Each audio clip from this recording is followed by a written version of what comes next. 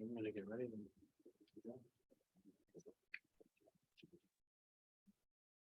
Evening, everybody. Good evening. Good evening. Can everyone hear me? Yes. Sounds okay.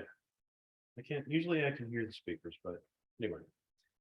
We have a tight little group tonight, but that should be cozy and enjoyable. And we have an excellent speaker, and I know we have lots of people registered online who will be joining us as well.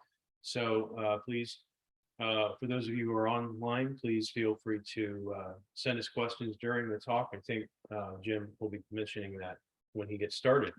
My name is Adam Bentz, and I'm the Assistant Director of the Library and Archives at the York County History Center. And we are very happy and fortunate to be hosting this and giving the York Civil War Roundtable a place where they can meet and we can have these excellent lectures every month. So if you can bear with me for a few minutes, I just have a few announcements, probably the fewest announcements I've had in over 2 years, because for once we're not offering 10 programs each week, which is giving people a chance to breathe, I think, which is nice. Anyway, I was asked to pass out this information on behalf of the Northeastern York County History and Preservation Group, which is also known as NACHIP. They are hosting an event on June 20th. That's this coming Monday night at 6:30 p.m. And they're presenting the assassination and funeral of Abraham Lincoln. And that will be taking place at the Hefner Funeral Chapel, which is located at 1551 Kenneth Road in York. Again, that's NACHIP presenting a program on the assassination and funeral of Abraham Lincoln at Hefner Funeral Chapel, 1551 Kenneth Road. So please join them for that event. A week from tonight, on June 22nd, at same time, 7 p.m., same as this event, the All Vets group will be meeting here as they do every month, almost every month, and they will be hosting Jeff Hawks, who is Director of Education and the Veterans Outreach Program in Carlisle. Hawks served as an Army infantryman in Operation Desert Storm and will be discussing soldiers' experiences at that event.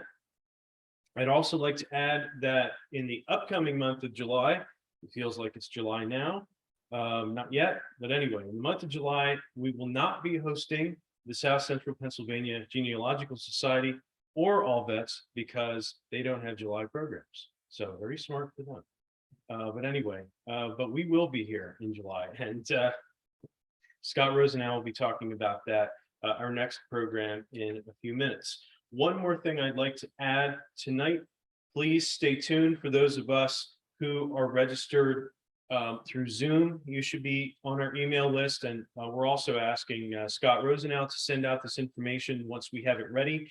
But the History Center will be doing a raffle for 2 different Civil War related. Well, one of them is a piece of artwork, the other is a legitimate artifact, and I have some photos of these, which I will be passing out. One of them is a print of Dale Gallen's Pickett's Grand Assault. And I know for those of you who are online that you can't see this. So I will be attaching a link where you can look at this photo. For those of you who are here tonight, I'll be passing this around. I also have a photograph of the thing that's over there in the frame that looks a whole lot better in real life. But we have a copy of a Confederate States of America loan, which I think is very humorous as an artifact because it was issued in February of 1863 and was payable to the purchaser in 1867. So whoever bought one of these was a bad investment. However, we are trying to raise some money for the Civil War Roundtable so that we can pay for the great speakers we're able to bring in. So we will be sending an email announcement from the History Center over the next few weeks about this raffle, which will be taking place in the month of July. And the current plan, which I don't think I've even talked to Kathy or Scott about, but literally just talked about this tonight, but we'd like to pick the winner at our meeting in July 20th, if that works for you. Okay. So that's what we're going to try to do. So I'm going to get out of here for a minute and go back there. And I'm going to ask Scott Rosenau to step up and he'll be talking about next month's program and introducing our excellent speaker for this evening. Thank you, Adam. Thank you, everyone, for attending. Thank you to the History Center for hosting us once again. Definitely appreciate their partnership with the Roundtable over all these years. And we definitely look forward to continue to working with them over many more years. So as we look to next month, have some local interest here. We're going to be talking about the 87th Pennsylvania local regiment as our speaker, Dominish Miller, will be talking about the 87th Pennsylvania, an enduring legacy in York County. The 87th Pennsylvania was organized in York, mustered in for a 3-year enlistment in September of 1861. It boasted several notable York County residents, and during the war, the regiment aided in guarding the Northern Central Railway and took part in the battles of the 1864 Overland Campaign. In 1864, their 3-year enlistment expired, and those who had not re-enlisted returned to a grateful York to a celebratory feast given by the town at the Army Hospital at Penn Commons. The 200 remaining members of the regiment played an important role at the Battle of Cedar Creek, and there Corporal Daniel Regal of Company F earned the regiment's only Medal of Honor. Today, the 87th Regiment, Pennsylvania Volunteer Infantry Company C, is family-oriented, nonprofit Civil War reenacting and living history organization. It's dedicated to the better understanding and preservation of the Civil War, the history of the Civil War, and Dominish has been a member of the reenactment group for over 5 years. The volunteer infantry participates in major battle reenactments, living history events, which are conducted for public education. And the company also lends its support to the preservation of battlefields, monuments, and other historic sites in the Civil War. So we definitely look forward to that, hearing Dominish Miller, who is a librarian for the Third Circuit Court of Appeals in the Middle District of Pennsylvania up in Harrisburg, founder of Preserving History of Newberrytown, and author of 2 cookbooks, Preserving the History of Newberrytown Community Cookbook from the Cooks of Newberrytown, which has 2 volumes, 1 and 2. She has partnered with local historian Dr. Jamie Kinsley for a series of educational videos called Hometown History, which I've seen a couple of them on Facebook, where they've talked about the rail trail. So if you can check those out as well. And those educational videos are called Hometown History, Jamie and Domi's Yoko Backstory. And she's, as mentioned, she's also a reenactor with the 87th Regiment, portraying a private and Company C. This month, we welcome another local favorite here, Jim McClure. He's a retired editor of the York Daily Record and USA Today's network state editor for Pennsylvania, Delaware, and Maryland. He served as Eastern Region editor for Digital First Media, and he holds a master's degree in American Studies from Penn State Harrisburg. He has a Facebook page called Retro York, which I subscribe to. Always has a lot of interesting things about York County. So if you want to check that out as well. And he's a past president of the Pennsylvania Associated Press Managing Editors, and he has led the Daily Record and Sunday News teams that won 2 Richard Dew Awards for journalistic services. So he definitely has a lot of connection to York County and York County history. So we definitely look forward to hearing what Jim has to say tonight about after the Civil War and what happened here in York after the war was over. So I'd like to welcome Jim McClure.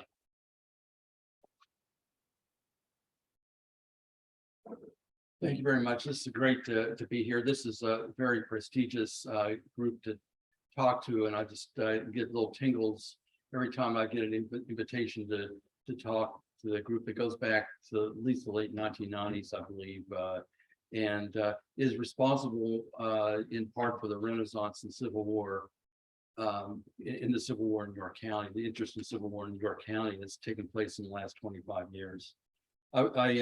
The topic tonight is after the Civil War, successes and struggles of York County's people. And we're really going to talk about the Victorian era or the Industrial Revolution, however you want to talk about that. And I know that I have a couple of audiences. I have some Civil War, some really avid Civil War people, and I'm going to talk about the Civil War for sure. But there's also audiences here that want to know more about this, what happened after the Civil War that wasn't necessarily Civil War connected. So I'm going to try to thread the needle here. And as always, I really do relish questions as we go. So if you have a question, if I'm not clear on something, just raise your hand or just blurt it out and put it on the chat online, and Adam will ask me the question as we go too.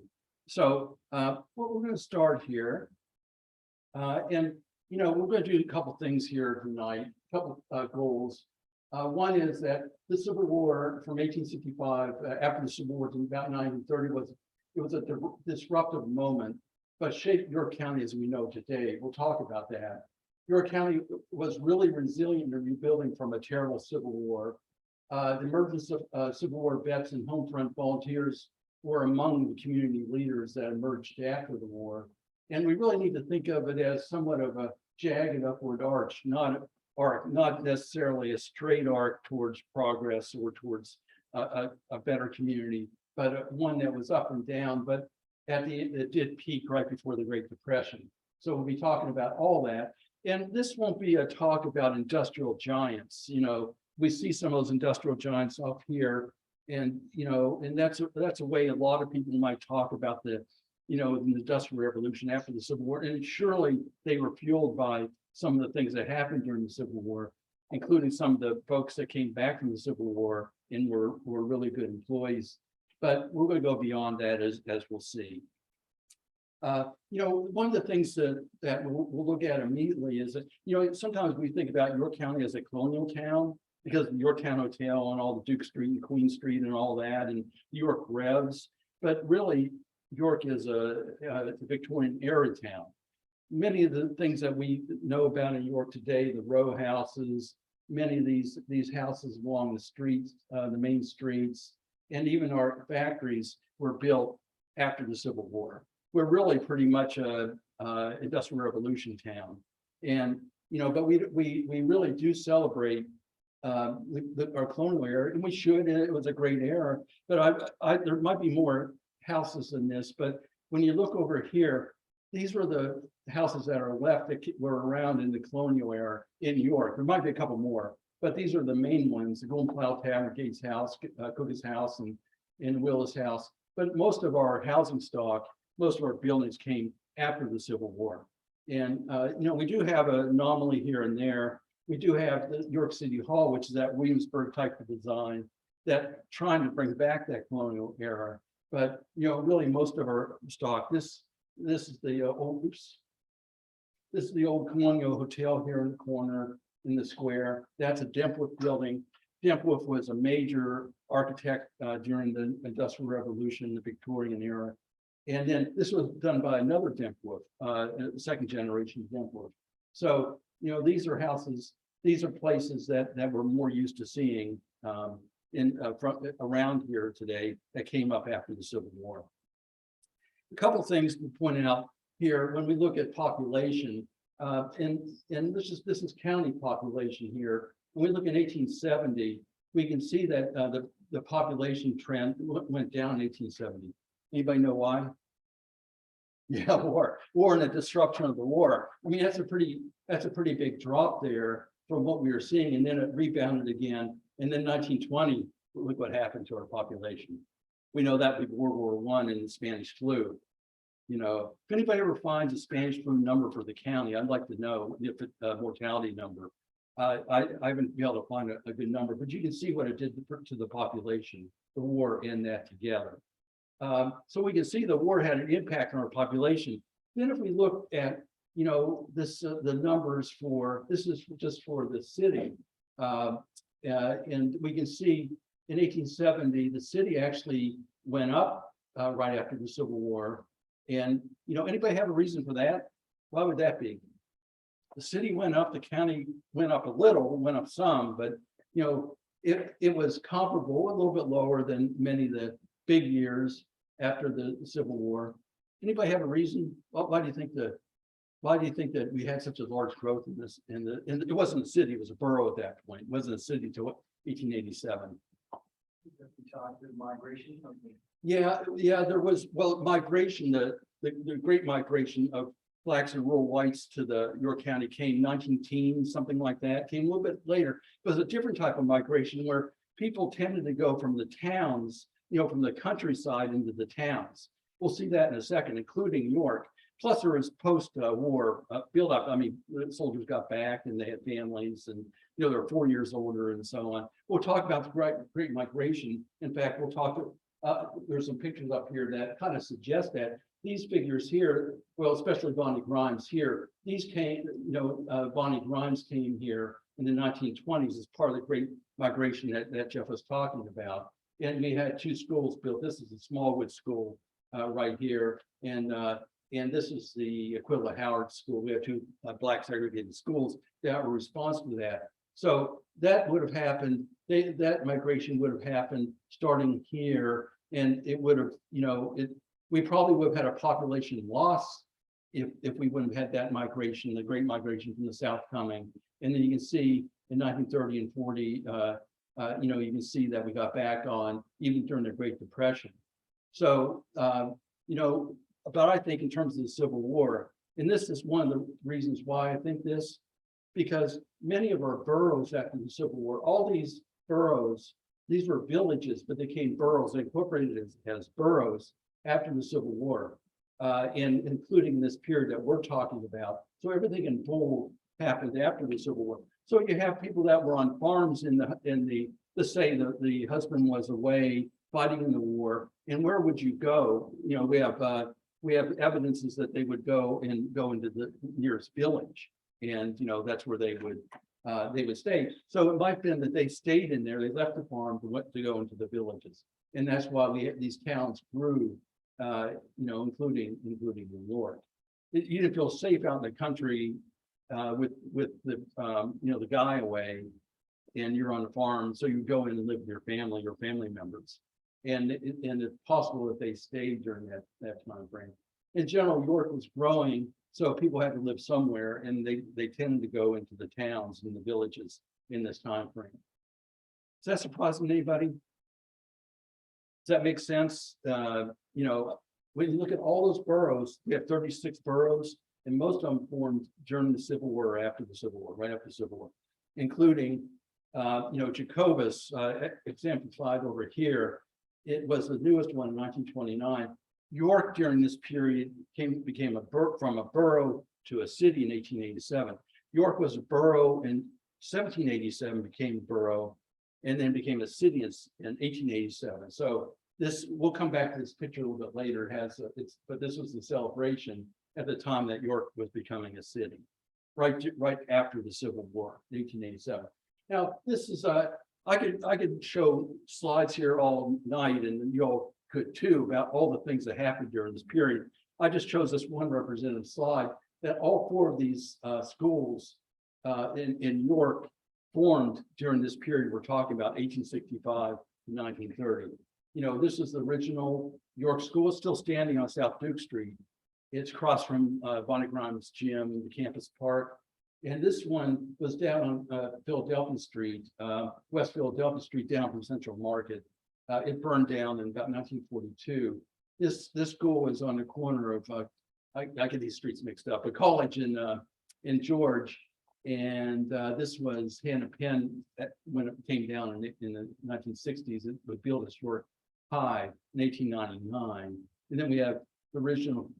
We have William Penn or York High, built in 1927, all during this post-war period. So again, I'm trying to show how important this period was right after the Civil War. Okay, now the impact of the Civil War. This was it showed a great resiliency, because I think we can often just, the war is over with, the guys came home, the women left the nursing things that they were doing in the military hospital. There's some degree of normalcy, right? Well, there was a heck of a price that the community was suffering. Now, I want to try to bring that home. I tried to bring that home by doing some math. And if you just take, these are Dennis Brandt's figures, if you take the number of casualties, captured, wounded, and dead, and you apply them to today's population, it'd be equivalent today. 2.5% of the population were casualties of the war, dead, missing, and wounded. That'd be 11,000 people today. To give you a sense, 11,000. What happened if we had that type of casualty rate in your county today? You know, 11,000. The number is, let's see, the number serving is 6,000, and that would be equivalent. That would be 9% of the population, which would be about 45,000 people would have served. 45,000 people today, if there was a war today, 45,000 people serving. In a comparison point, and this isn't an easy one, but the comparison point, this is the number of those that were killed in Middle East wars, about 30 people. So you take that versus the 11,000 who would have been casualties in the Civil War. See what I'm getting at there? It was a major thing for the community to deal with, this carnage. Even if they came back, they were sick. And we'll see some examples of that in a second. I want to talk about the surrender. This isn't about the surrender. The surrender in York. Well, you know the story that the Juba Early's division was knocking on our door. We sent a delegation out to surrender the town out near what's today East York Airport. They came to the town and extorted goods and all kinds of things and cash in the amount of $28,000. So we were dealing with that still. There's still division in town over that. And here's one example that I can point to. The surrender was controversial then. You can say it's controversial today. But here, this is David Small, who was chief burgess at the time. This is his obituary in 1885. And it talks about, in an obituary, it says that he incurred the displeasure of a number of our people by visiting the invading forces of General Early, some distance west of York, in the interest of the weaker portion of the population whose fears had well nigh created a panic. So here we are in his obituaries defending his decision. So this is 1885, 20 years after the war was over with. And of course, we know, we'll see A.B. Parker a little bit later on defending the decision. And even today, here, this is the debate took place in 1988. You have Mark Snell saying, Yorksville decision cost the town's honor, catalyzed by future industrialist A.B. Parker. So here we have Mark Snell. Juba Early was bluffing and they fell for it. He would not have set fire to that town. We have this guy from the Bar Association saying York did what York does best. York treated the Civil War as a commercial enterprise and so on. We had that debate going on even today. And it's a good debate. We should be talking about it. In fact, we didn't talk about it for a while, for a long part of the 20th century. And as I always say, when you don't talk about the Civil War until the Civil War Roundtable got going, until Scott Mingus started his tsunami of books and so on, until that started, we weren't talking about the Civil War. And when you don't talk about the Civil War, what don't you talk about? You don't talk about race. You don't talk about our past successes or failures on the racial front. The Civil War kind of elevates that discussion. We didn't do that in the 20th century for the most part. And that's another program in itself, but I'll show you some, but here you can see they're debating it back in 1988, 125th of the Battle of Gettysburg.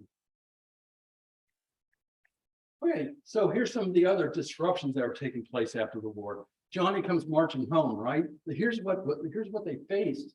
We have all these, I don't know how anybody came up with this number of 1,000 horses, but that's what I've used that number. I think Scott Mingus has used that number. But that's like 1,000 tractors today. That would be a 2-mile long parade of horses. I think that'd be a parade of horses from here to Red Lobster or something, that long of a parade. I looked at horses 8 feet in length, and you do the math, and that's a lot of horses and a lot of tractors, right during harvest season. We had 11,000 of these Confederate soldiers tramping our fields, stealing our stuff, and the families were disrupted. We had to have an orphanage as a result of that. We'll talk about that in a second. And then this is a number that I just think we ought to really, I always like to bring it up. In Hanover, there were more than 300 casualties, 10 missing and wounded, 300 in one day. Imagine if you're a youngster or anybody in town experiencing that type of thing right below your townhouse as you look down, right on your farmland, you know. And so that was a large battle, a cavalry battle right here in York County. Imagine that. It's just hard. 300 people. You know, that's a big number of people. Now, here's some of the other things that went on. This is June Lloyd. She wrote in her book, Faith and Family. I won't read all this, but this just shows change. And it was a disruptor. I think in some ways it is a disruptor in York County, like the York race riots were in the late 60s. Not all disruptors are bad. So disruptors can be good because they get you out of the status quo. And I think that's the point June is making here. For example, she says, Pennsylvania German men were uprooted from their familiar communities. Even those who escaped battle saw other places and met Americans different from themselves. And they were no longer Germans who get along speaking Dutch. They were Americans. And then, you know, the need for war materials that accelerated the growth of the northern industry. Young men left their small communities to work alongside others in the factories. Therefore, we have the growth in the boroughs, right? We have growth in the city. York County Children's Book, English learned in the public school, established as a result of the 1834 Act. Only the old folks spoke Dutch. The young people were Americans. They dressed, spoke, and worked alike. A lot of change going on around here in 1865 in the years after that. Any thoughts on that? Comments? Did you ever think about that way? Yeah, Adam. It's often standard interpretation in histories of World War II as well. Right. That, you know, war has this Americanizing effect. And, you know, there are all those World War II movies.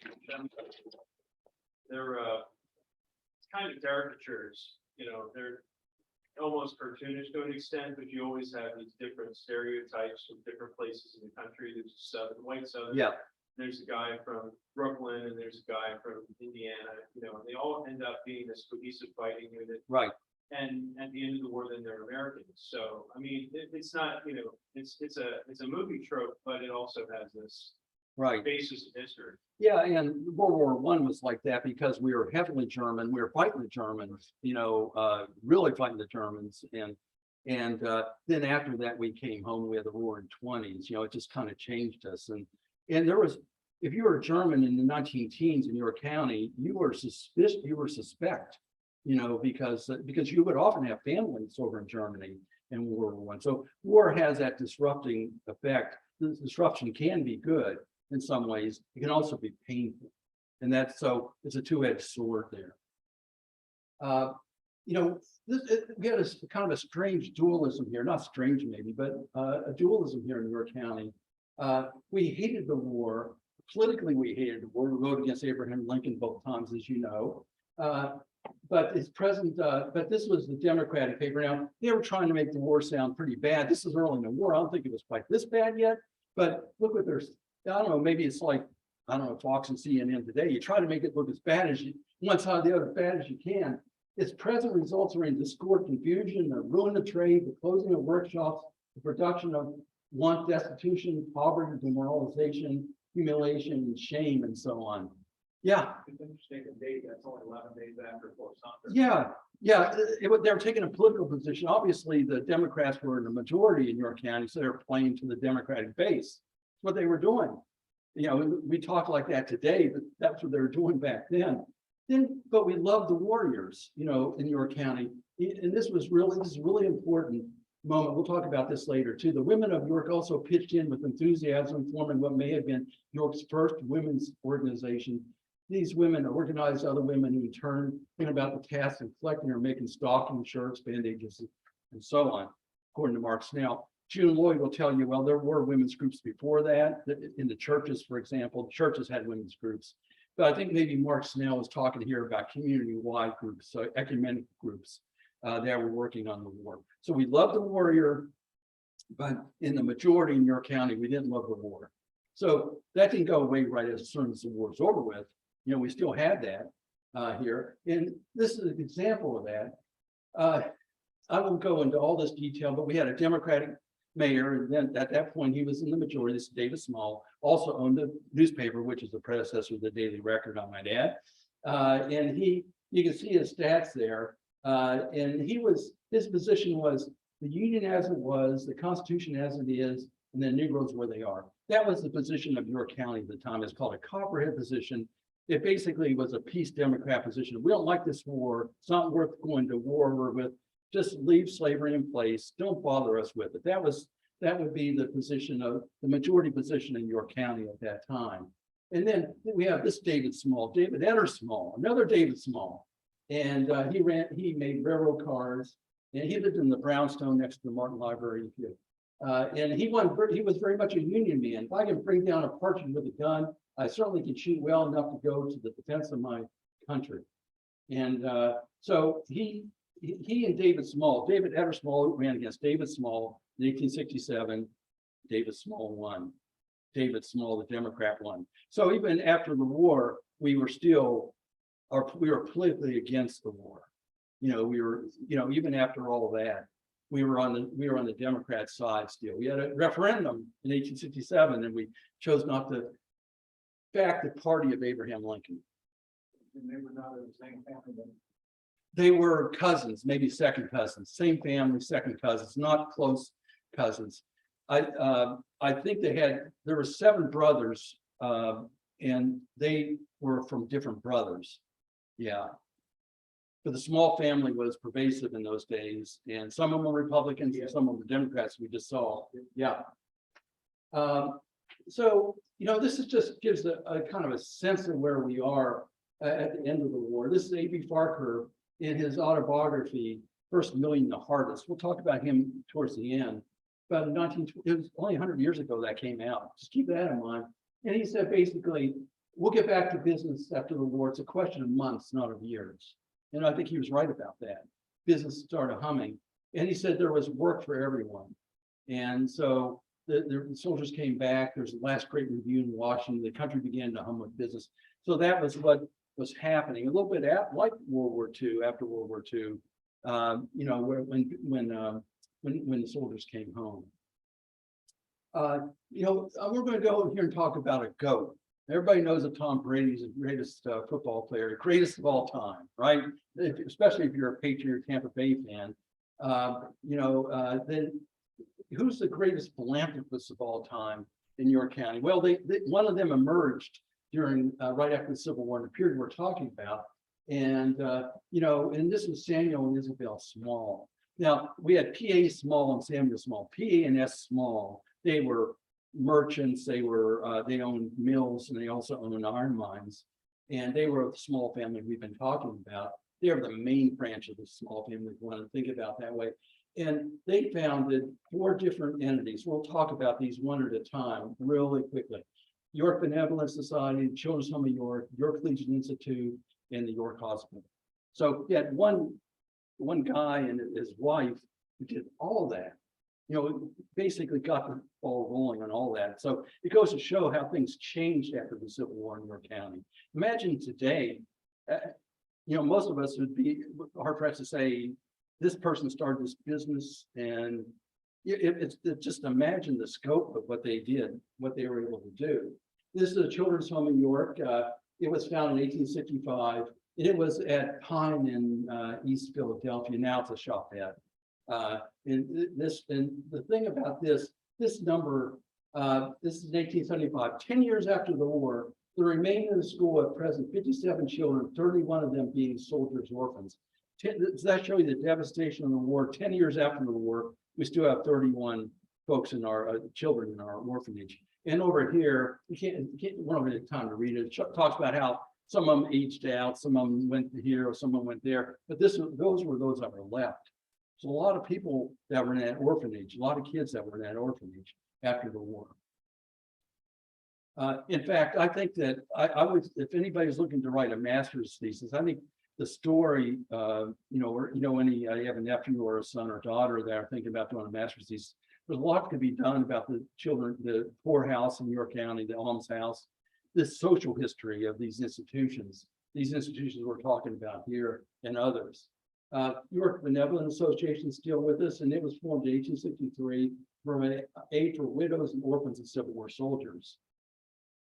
We have the York College. This is the York Collegiate Institute. You all know where Campus Park is. You know the Vonnie B. Grimes gym. That was those were associated with this building here, which is York Collegiate Institute. There was an earlier building that burned down, and this was a Denver building that went up in its place. It's now a playground. They tore it down. It's now a playground. And this was York County Academy over here. It's on Beaver Street. It's now a parking lot. Its gym still is there in the back of that parking lot. So Samuel Small made that happen. And then you have York Hospital. And this is really a good area for study because we had a major military hospital here in York County. What was the connection to that military hospital in York Hospital? You know, there were definitely common surgeons, but it was 15 years in between there. So I don't know, I haven't done enough to know what the link was, except there were common doctors. And so that would be a good area to probe, you know, how the military hospital inspired York Hospital. Samuel Small and his wife, and they were definitely involved. Isabel Small were definitely involved in care for those at the military hospital interested in that. How did that spur the founding of York Hospital? That's a really rich area. After we know that in 1865, you know, the military hospital came down. This shows dismantling of the hospital, of the military hospital. This shows a gazebo in the background that remains standing a little bit longer. And this article basically says, hey, the military hospital, they owe us a lot of money anyway for hosting them for all this time. But they did build us a park. There's improvements to Penn Park, Penn Common, Penn Park. They made a park for us. Let's go ahead and improve it and so on. And they have sidewalks in place and things like that. They have trees that they planted. And so that was an impetus for improvements to Penn Park. The real improvements to Penn Park didn't happen until after York became a city. And that's when the soldiers, there's the gazebo, a little bit better picture of the gazebo there. You know, the Penn Park really came up somewhat after 1898, after York became a city. And that's when Penn Park really was improved. And that's how Penn Park was when it was at its heyday. That you can see the dimensions. This I didn't know this up to this point, but this female figure top there is 10 feet high. I just never thought about that. It looks small. She looks smaller, but 10 feet high. That's big. So that's just a trivia fact there. But you know, we have that monument, and we have the Salem Square monument. And what I'm trying to say in this section is that we have really very little Civil War memory here. We have a couple statues, Salem Square. Sorry, the head was cut off. I just couldn't find a better picture. But this is still standing in Salem Square. But it's not really a Civil War statue per se. It's an American Revolution statue and a Civil War. It draws a line between the York Rifles of the American Revolution and the York Rifles of the Civil War. And so it's a joint statue. It's not a pure Civil War place there, but it's a very lovely little pocket park there in the Salem Square area.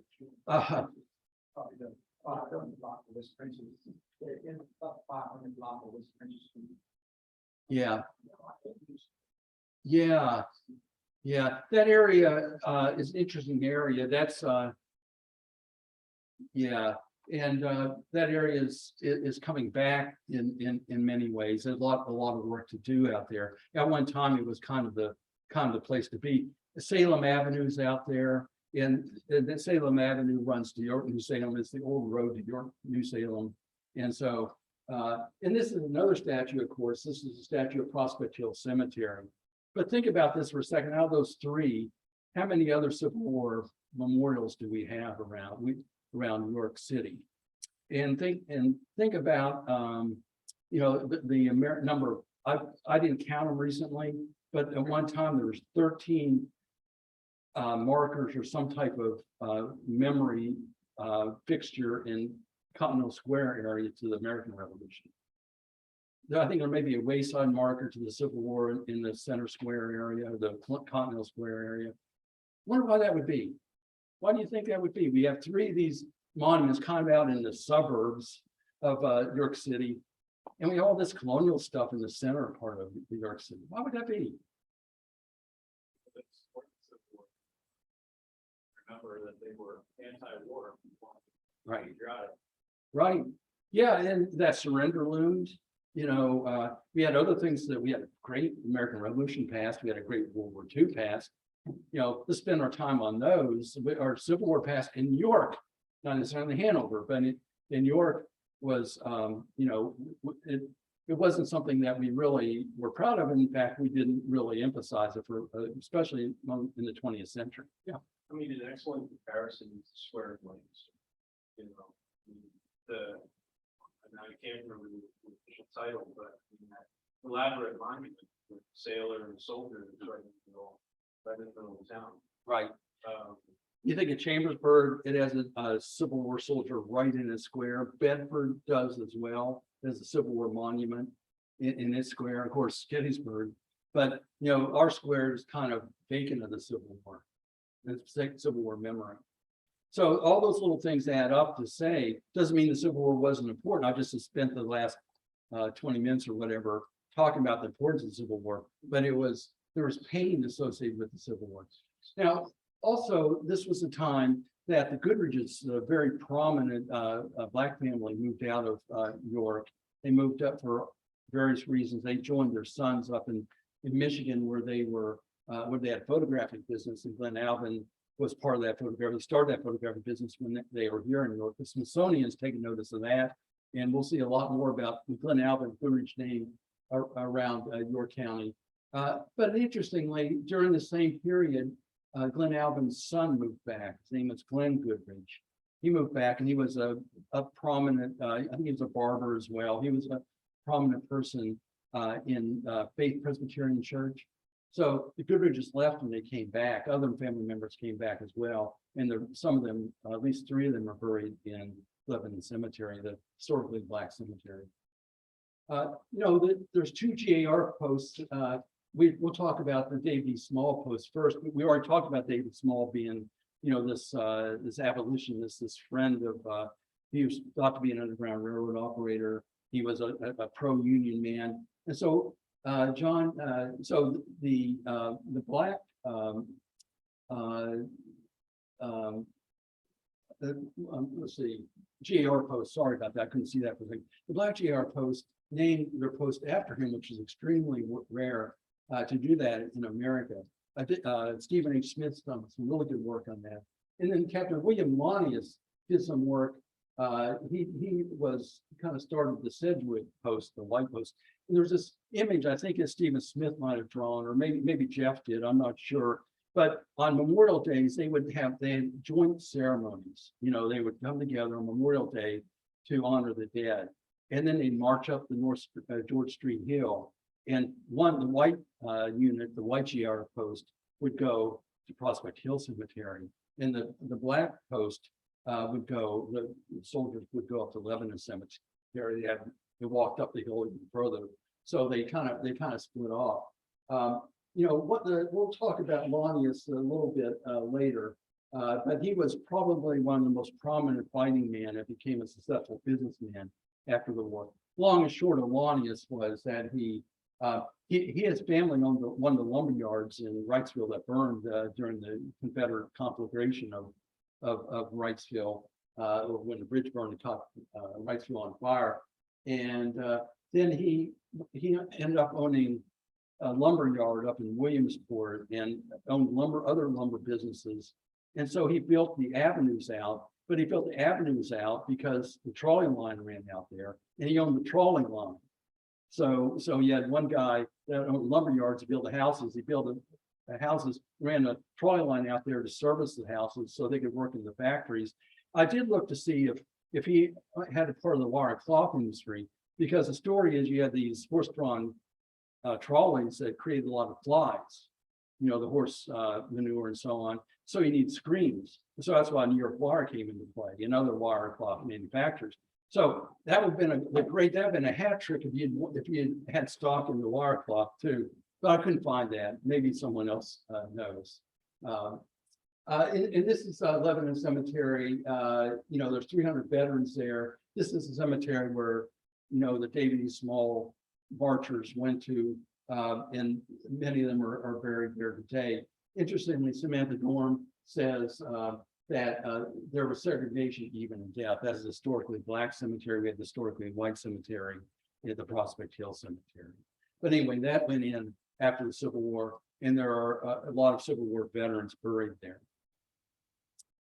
I'm still in the trolleys here because I just think this is so interesting, and this shows the New York Wire, which went up because of the trolleys, the horse-drawn trolleys, but also we had all kinds of other horsepower here, the stables and all over the place, and and you can still see those trolleys. York trolley is still running over in Rock Hill Furnace in Huntington County, and you can go and see where the wire cloth was made in New York Wire Works. It's been remodeled now. It's restored. It's quite a place to go in there. So you see, I always like to put show and tell and go and do things in these presentations. You can go and actually experience a trolley that came up during this post-war period, and you can go and look at this, go into a shop and see. It's very primitive still, very nice, very primitive. You can still smell the grease and so forth. It's very industrial like in there, but actually very nice in the New York Wire Works.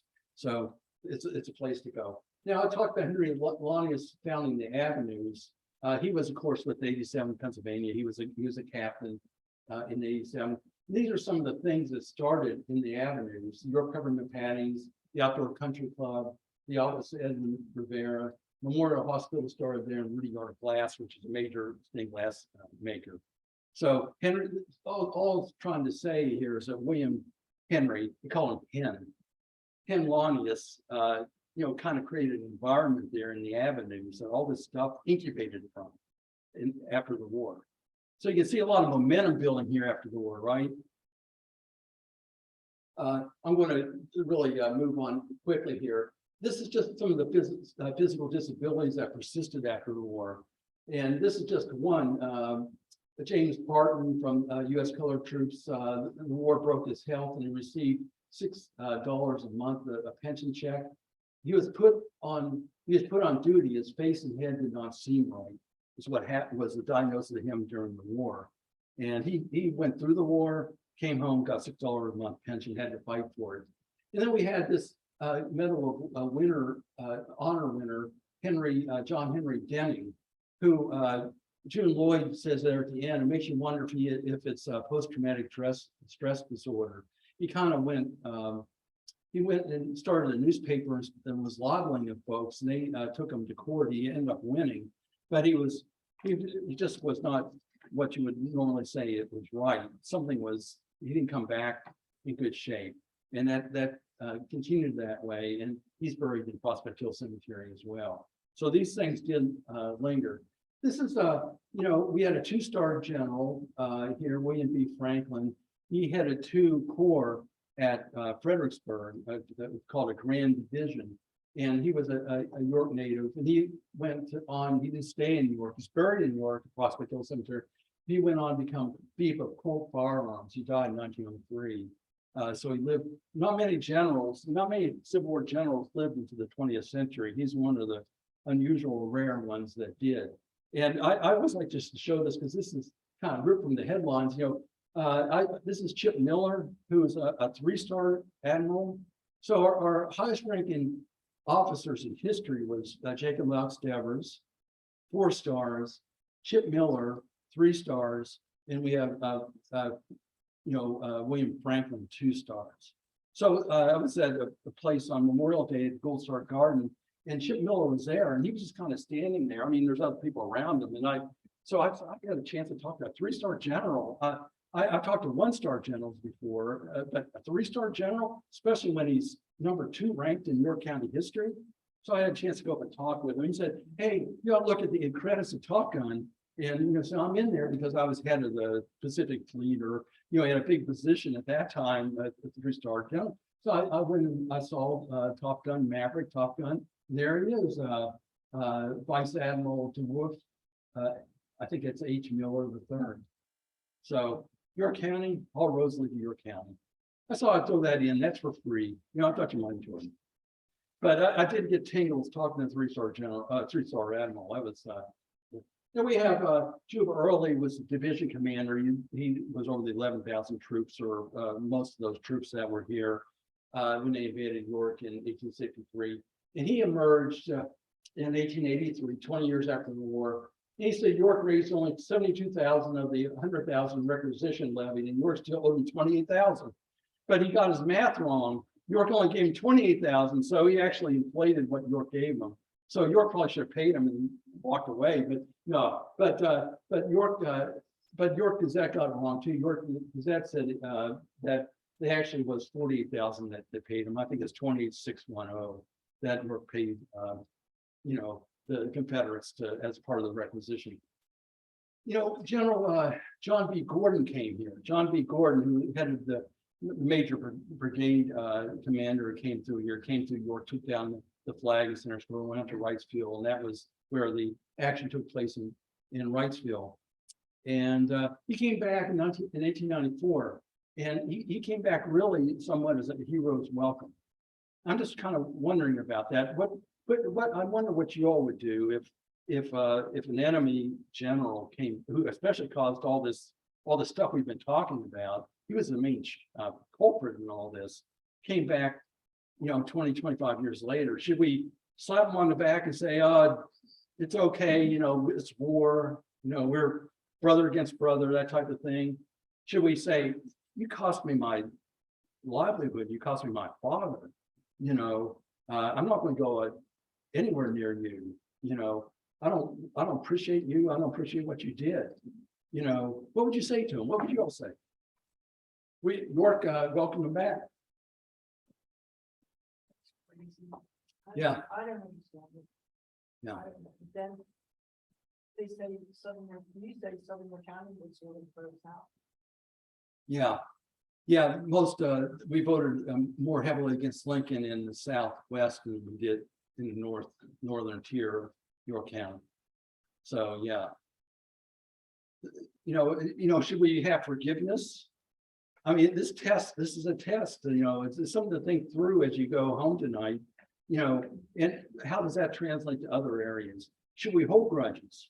You know, but the way I factored in is that Gordon was just not, he might seem gallant and so on. But here's Gordon because he presented himself as a gallant general when he was here. But here's Gordon in 1868. He was down South Carolina because the Democratic Party needed black voters to overcome the Republican vote in the Reconstruction year. So he needed blacks to back him, back Democratic candidates in that time frame. And he told this group that had is a mixed race group. He said, because we had bought you and paid our money for you. Why did we not free you? Because we bought you and paid our money for you. And then he says over here that, but if you attempt to inaugurate a war of races, you will be exterminated. So Gordon, this is the same Gordon, we'll welcome back as a hero. Here's Gordon right after the war. And so if I read stuff like this, I think, well, you know, that would be a terrible thing to have someone thinking like that back in our midst, you know. So yes. I think sometimes, you know, that all this about destroying the statues and different things. Well, you know, there's someone too in the South where, like, I would think, well, I'm not crazy about either, but it's history. Right. And I would rather than take those statues and keep them, some of them, keep them safe and put them in a museum. Right. And safety, because it is history. The kids should know about that. They shouldn't hide all this. Right. People, and keep them like that. And yet maybe I wouldn't agree with that person with the statue or something, but yeah, you just don't destroy all history. And I would be extremely just livid if anyone touched Lincoln. So, right. You know, I mean, you know, and they might say, well, I didn't like him because they're in the South, you know, and they, so I don't think stuff history should be destroyed. Even right. And to your point, that's why we're talking about this tonight, because we're not going to not talk about this. we're going to talk about. This is a major thing that happened during this period that we're talking about. So why would we ignore it? And so I think that's what we have to do. We have to talk about it. And that's what we're doing here tonight. You know, unfortunately, we have a ton of other things to talk about too. But yeah, thank you for those comments. And I'm going to kind of just go over these in lightly round fashion. One of the things, the railroads came in, of course, in a big way after in that period that we're talking about. And you can see this came from Tom Yingling. This is very interesting. This is in 1895. You see most of the railroads in York County were in the southwestern area because of the iron ore there, a lot of iron ore mines. Now there was a Northern Central Railroad that came up, in the Ma and Pa Railroad. It wasn't called that then. Ma and Pa Railroad that came up as well. The Stewartstown Railroad's not on here for some reason. But anyway, the railroads did come in, but many of the railroads are over here in the southwestern part. That was new to me. I never thought about that. Today we have, in York County, we have 3 excursion railroads. 2 of them came up during the period we're talking about. The Northern Central Railroad came up earlier, and of course, was a major railroad during the Civil War. And then we have the Ma and Pa Railroad that came in, and the Stewartstown Railroad that came in during this Industrial Revolution. The road for women during this period, the Victorian era, was a difficult road. But this is one woman that we ought to remember, who came, her husband died in 1865. And so she as a widow, she would get all these things you can see up there. She was a postmaster. She built stuff. She gave land away. Many of the prime things in York and Red Line today are on her former property. And she died a year before she could vote. So that was tough. And those factories that were burgeoning in this time frame, didn't mean they would hire everybody that was available. And this is a story from 1905. This is courtesy of Friends of Lebanon Cemetery. And you can see there's a story here that at this point, the only black girl who was employed in a factory, there was only one black woman employed in a factory in 1905. So it wasn't necessarily equal opportunity for everybody during this time frame that we're talking about by a long shot. But one of the things, we talked about the Ladies' Aid Society that grew up during the Civil War, and they did the bandages and did the things of military hospitals. But in this time period, from 1904 to about 1940, all these organizations came in, the Women's Club of York, the Catholic Women's Club of York, the Garden Club, the Young Women's Club of York, Junior League of York, Spring Grove Women's Club. So you can see during this period that the women's organizations, the associations, they kept coming together in a meaningful way to do meaningful work. I'm going to skip over this. You all, well, I got to talk about this because we did this. Scott and I talked about this, but this is just beyond. This is right over in Columbia. If you go to Columbia Crossing, there's a little dirt road that goes back into a meadow, and you can see the abutments for this old bridge. This was a bridge that burned in 1863. You can still see the abutments there. And so you can walk on the same area where all this activity was taking place. It's now a quiet meadow. But I always like this go and do stuff. I just urge you to go over there and take a look at this. This is really, you can go and fish in that pier. That guy's fishing on one of these piers. And there's other piers that go across the river. So I just couldn't resist that. This is the flagpole in Center Square has an interesting history. You can see in this 1860 shot, which might be by Glenn Alvin Goodrich, because it looks like it's from his the Goodrich Emporium. There's no flagpole, and then early in the war, that flag went up. Lewis Miller captured the surrender of York, and so that flagpole, played a role then. And then, it came down in 1887. Well, maybe 1888, but in 1887, the market sheds around it came down. There's the market sheds. The flagpole was up here. They pulled them down the center of the middle of the night because they had to clear the square because the trolleys had to come through there. And they had to move goods and people through that square. The flagpole remained up a little bit longer. And there's the flagpole during the celebration in 1887. think that's August, September 1887. They used to hang streamers on it. See the streamers? They hung it during that big celebration. Really made a good use of it. And then next year they took it down. The square then was empty and it's been empty ever since. Hanover has interesting work. What Hanover has done, and they had market sheds in their square too, and they took them down in 1872. They replaced them with a fountain. And then that fountain was replaced with that equestrian, the picket equestrian statue. And that was in the center of the square for many years. They moved that, and now it's in the corner of the square. Again, in Hanover, their statement is the Civil War is important here. 300 people lost their lives or dead, wounded, and missing. This is a big deal to us. And again, in York Square, we don't have that type of thing. So you can read the landscape and tell what a town thinks about itself and what it says about itself. This is a great moment, and you all probably know this story, but I'll go ahead and tell it quickly. This is P.A. Small's house. P.A. was P.A.N.S. Small. Samuel Small was the philanthropist. P.A. Small was the businessman. I mean, they both were businessmen, but he lived here with his family. Samuel Small lived across the street. It's no longer standing. In 1912, which is during our period, the Lafayette Club came in 1912. And that was a men's only club, a white men's only club. And so they came in. And about the first black man was admitted there or became a member in 1998. So relatively recently. But meanwhile, the club closed and became the York College Center for Community Engagement. And and in that they had an art exhibit by Phyical Chambliss. And she drew this picture here, drew this art piece here of John Aquila Wilson. And this young lady here, Nakia Wilson, came in one day. I think she was there visiting, maybe a part of a class.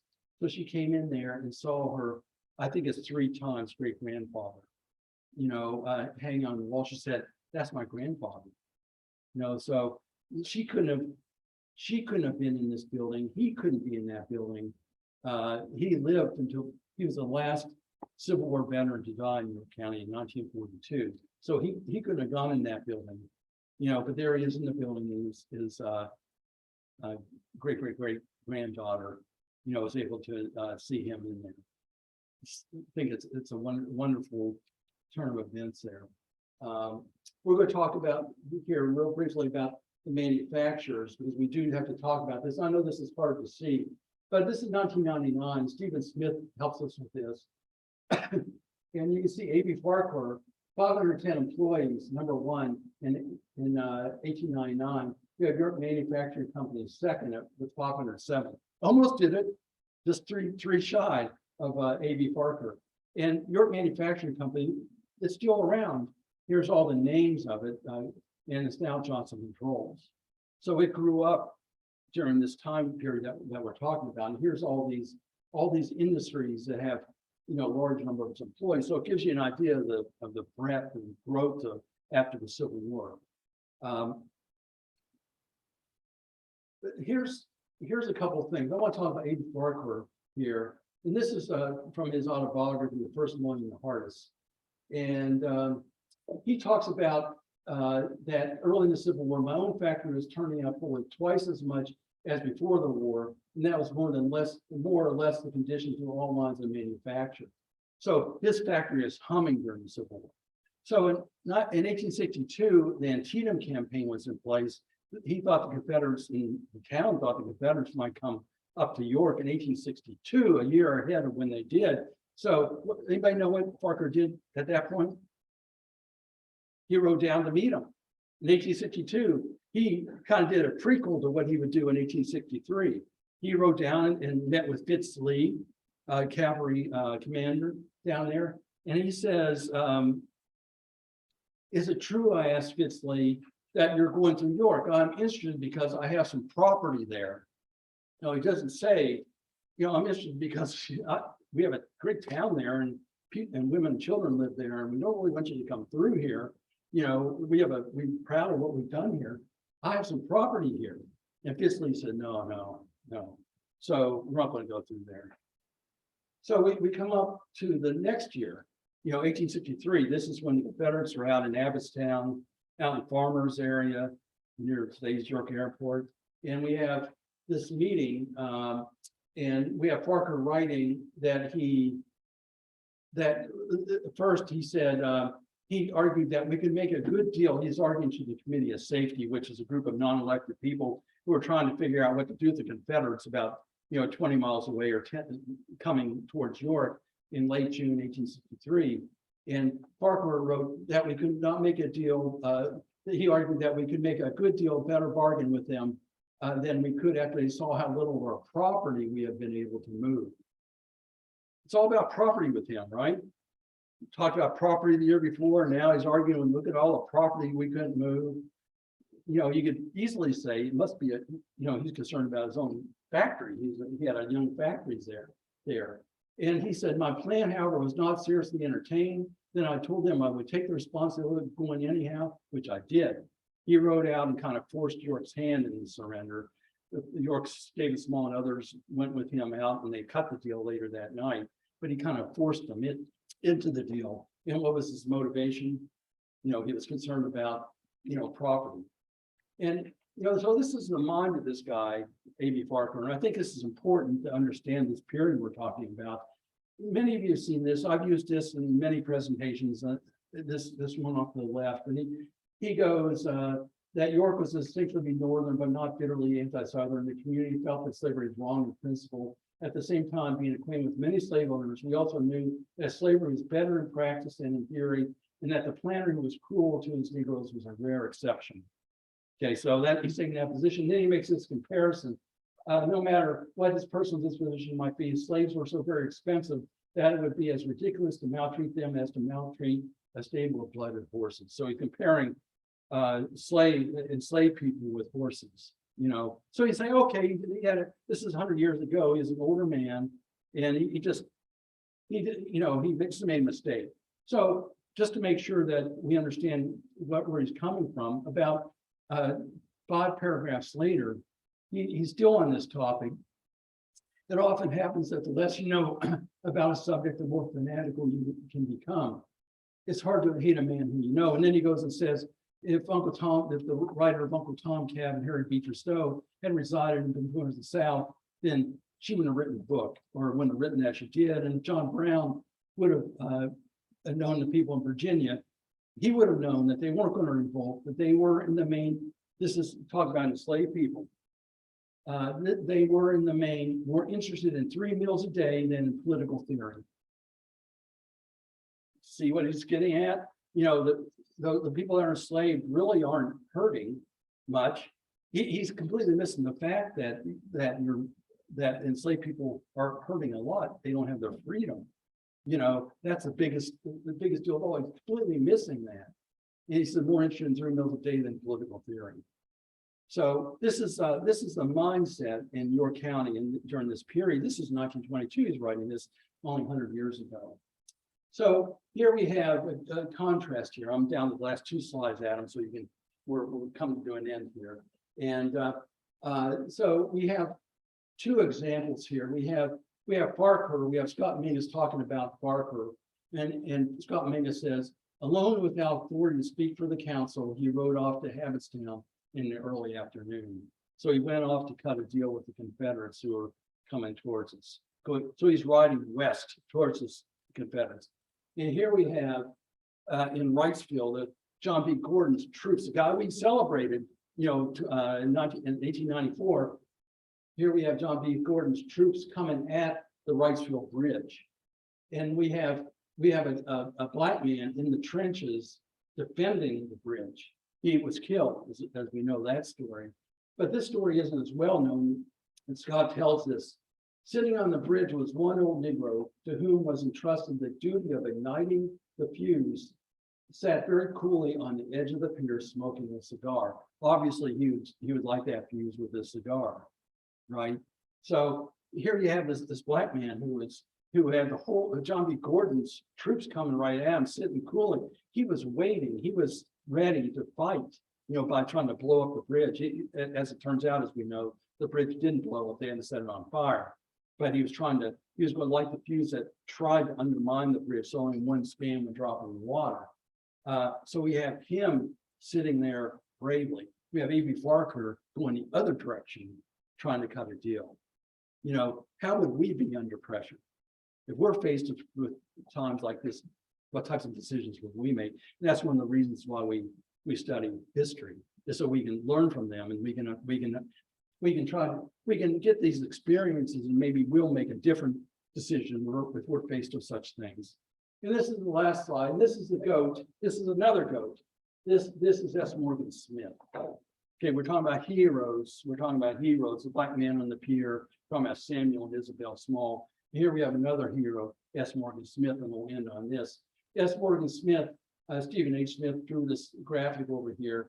S. Morgan Smith was a Moravian pastor, and it was during the war. What did S. Morgan Smith do during the war? Anybody know? What's that? Railroad. No, he was a pastor, he was a Moravian pastor. He became a chaplain for the Union Army. Joined the military, became a chaplain. And then after the war, he got into industry, and he founded, or was there at the beginning of York Manufacturing Company, which is today what? Johnson Controls. So he helped found Johnson Controls. Then he helped found S. Morgan Smith, which became Alice Chalmers Boyd. Precision Components, American Hydro, all these were kind of offshoots of the companies that he founded, and Precision Calibration. So there's a hero, didn't have to serve, he did as a chaplain. Then he came and did found all these big companies. And we had this image of A.B. Farquhar, who founded that one company that riding away. He confronted the challenge, joined the army, did this after the war. A.B. Farquhar rode away to surrender to protect his factories. I think that it's interesting. I would leave it to how would we do? What would we do if we are faced with similar types of decisions? You know, it may not be an enemy coming towards us, meaning a force, a military force, but maybe there's other things that are coming at us. How would we react? Would we go on the right side? Would we do what is brave and right, or would we negotiate? Try to seek some type of something to save out of self-interest. How would we act? Self-interest or out of courage? So thank you all. Any questions or comments? For all that, anything you anybody want to debate anything there? What was debating the influence of A.B. Farquhar and guys like that, how they even to today, their influence is being built. I know some of the stories that have just done about the refurbishing of the George Creek waterway and all. A.B. Farquhar had a plan back then for improving the waterway and using that as an economic driver back in those days. Right. And he also wanted to help what he called the gutter kids, which he called the black kids in those days. Right. The interesting thing about Farquhar is, and I wouldn't wish this on anybody, but he those machines that he was trying to protect, the machine shops, his industry, he died because of the machine. He was walking across Country Club Road and was hit by an automobile, and he was an invalid for the last couple of years of his life, and he ended up dying in about 1925. Sad, but interesting, just interesting nonetheless, that the very things that he fostered ended up killing. I think Farquhar was manufacturing conveyors for the postal service. Right. And my mother worked in the unemployment agency there on South North George Street, on the right hand side of the road. Right. I guess they had the whole building, but I see that's all going on. Yeah, and this isn't a rain on A.B. Farquhar. It might sound like that, but the A.B. Farquhar, his company, he died in 1925, and his company lasted through World War II. And they were very much part of the York plan, very good, very skillful in making, and that might be what you were talking about there. They went out of business. They sold to Oliver in about 1953. And then those buildings became, Oliver then abandoned buildings and they were torn down. And now there's office buildings along that part of North George Street. So Farquhar's company did in some ways gain some degree of redemption in World War II they made things, they were expert machinists, and they made things that really were handy for, where they won E awards for excellence for the work that they do. Yeah. Questions, comments? There's space, one question for Bill Landis. Oh, And hi, Bill. he's asking if you could talk a little bit about maybe years timeframe of school segregation in North. Oh, yeah, that's a big topic, and probably ought to have Jeff Kirkland who's here talk about that. But essentially, and because of the Maryland, because of the migration from the South, there was a need for two, as we talked about, two segregated elementary schools in 1931. So they built the two segregated schools, but the junior highs weren't segregated. Bonnie Grimes would say, yeah, I went to both Quilla Howard and Smallwood schools, but then when I got to Hannah-Penn, I was there with I was with mixed race kids. And so, you know, it was mainly the segregation, at least in that part of history, was in the elementary school level. And then whenever Brown came in 1954, then full integration took place. And those schools were later demolished. They were only in use for 30 years, and as segregated schools from 1931 to 1954, somewhere like that. So that's a very simple explanation. Jeff, anything else to add? Yeah, that's about right. I was one of the first classes that attended Princess Street School. Right. When they desegregated that one in 1953, right before Brown was the Board of Education.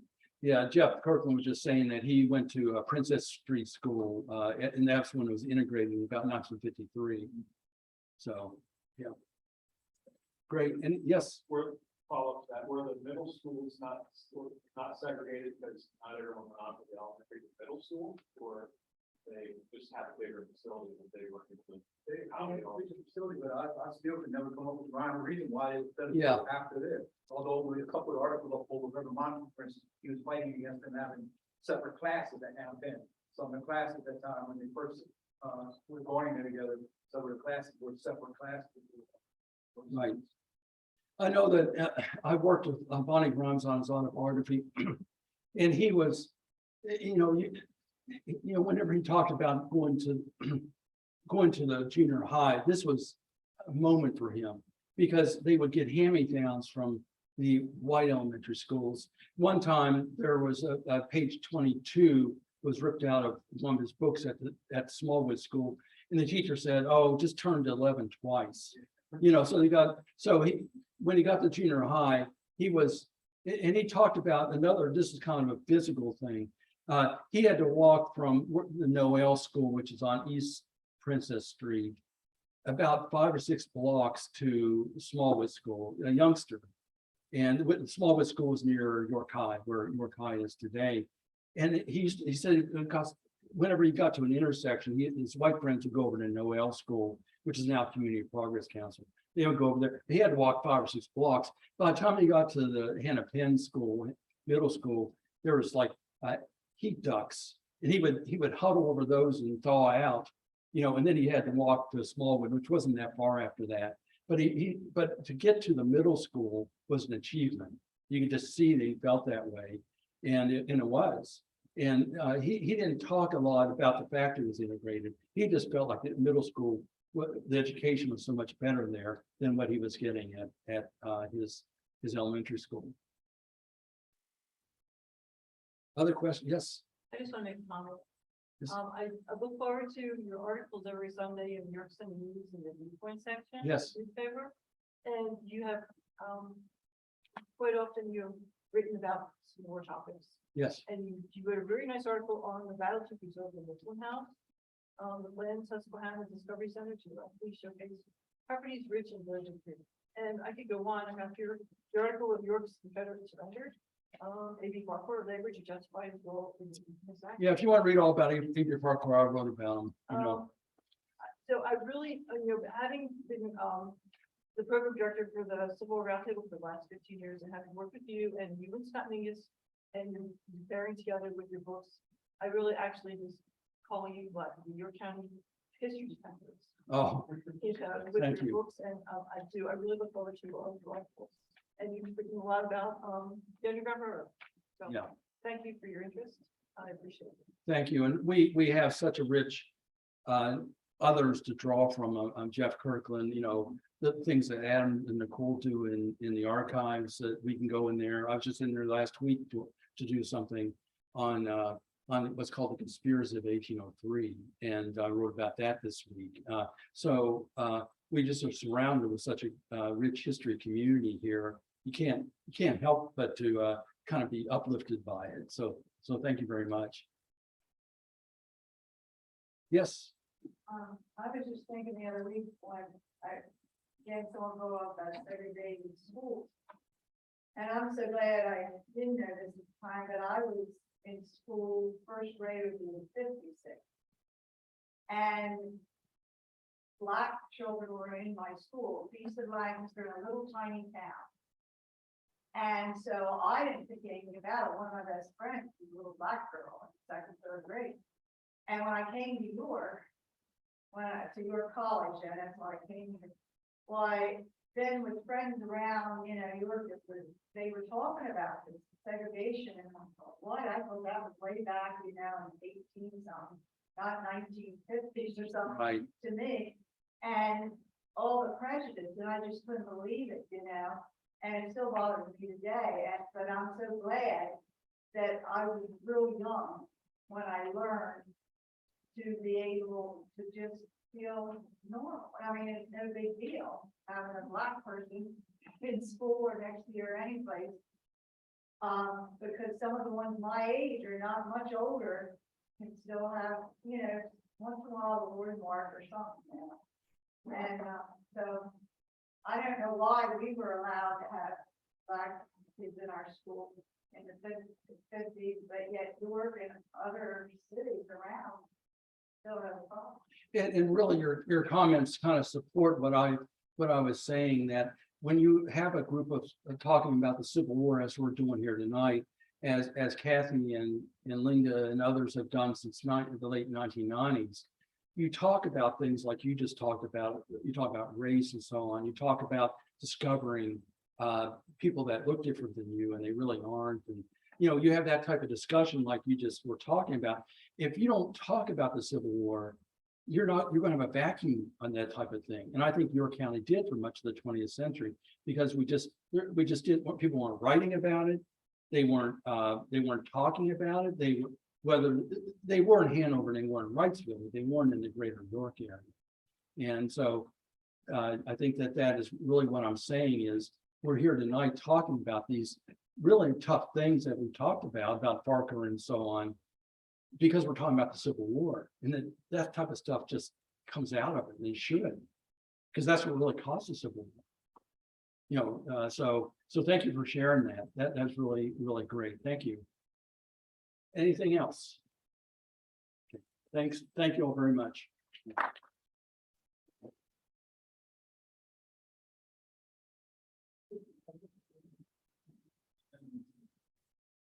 No, it's a little long.